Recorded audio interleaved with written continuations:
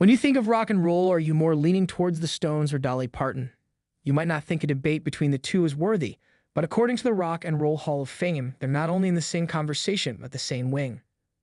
The debate over whether or not what might be deemed non-rock and roll artists should be in the Cleveland's Hall of Fame has been going on for a while now, but has jumped to the top of the charts as of late, with artists such as Dolly Parton, Mary J. Blige, Sheryl Crow, Eminem, and Jay-Z being inducted over the past few years. But John Sykes, a chairman for the Hall of Fame, is defending this move, saying the artists such as those embody the spirit of the genre. I think it's because some people don't understand the meaning of rock and roll. If you go back to the original sound in the 50s, it was everything. As Missy Elliott calls it, it was a gumbo. It just became known as rock and roll.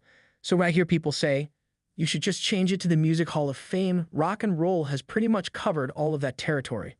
Rather than throwing the name out, it's doing a better job of communicating to people where rock and roll came from and what it's truly about. Once they hear it that way, they understand. As head-scratching as it may be to induct Rage Against the Machine, Willie Nelson, and Missy Elliott in the same year, I think Sykes actually has a point. One I've been saying since I first got wind of the debate. Bands and artists like these have a certain spirit that falls under the rock and roll umbrella. Maybe they didn't all play the style, but they represent a renegade spirit that best falls under it.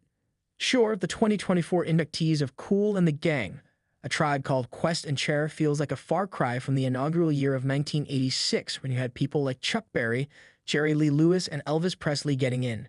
Hell, Berry and Presley are known as the father and the king of rock and roll, respectively, but music and attitude has evolved, and modern inductees should be approached in a way that reflect that. Added to this, would you really consider other fellow 86 inductees, the Everly Brothers and Sam Cooke, to be rock and roll? What do you think? Should the Hall of Fame exclude certain genres? Which artists do you think deserve to be in the Rock and Roll Hall of Fame?